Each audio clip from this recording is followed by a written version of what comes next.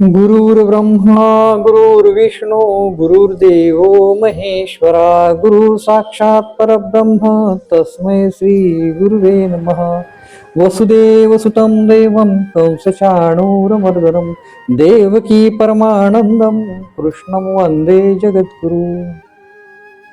नमस्कार. वास्तुचेतनामध्ये आपणा सर्वांचं स्वागत आहे.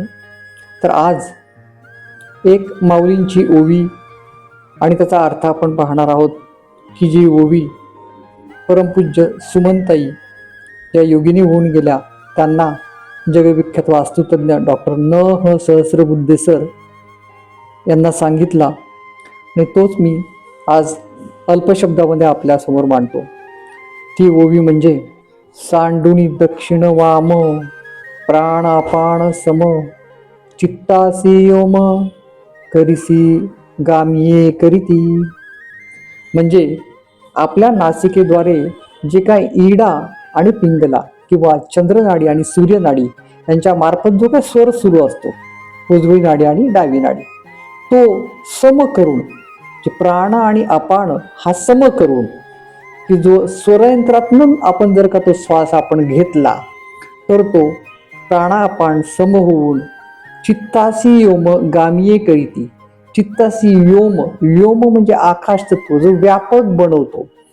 चित्तामध्ये जो आकाश तत्वाचं चित्त असतं यातील शब्द हे अल्प होऊन, म्हणजे ते विचार अल्प होऊन, मनामधील जे काय संकल्प विकल्प द्वंद्व असतं ते अल्प होऊन आपल्याला शांती मिळते.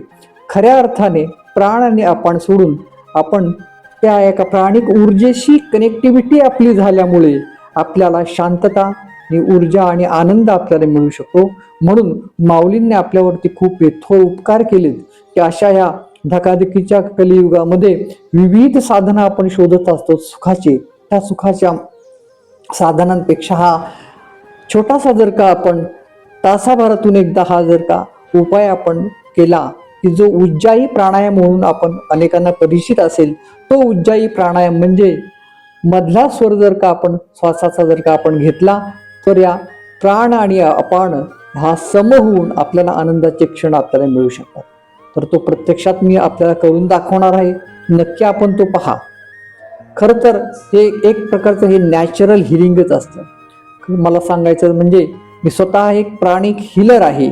एक आध्यात्मिक योग मी पूर्णतः केलेला आहे. असं असताना माझ्या संपर्कात अनेक जे काही कॅन्सरचे पेशंट आले आत्तापर्यंत की ज्यांचा दाह मला पाहवला गेला नाही.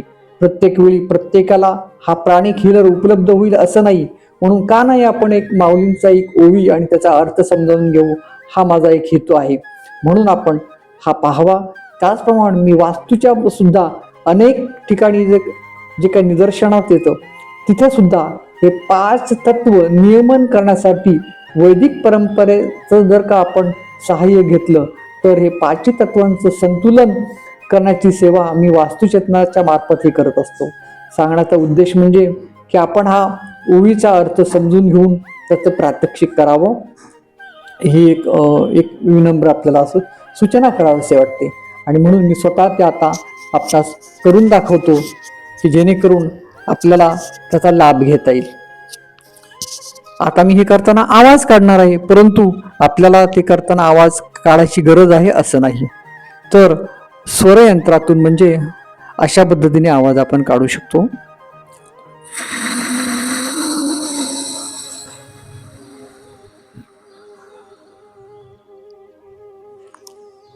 उच्छ्वास,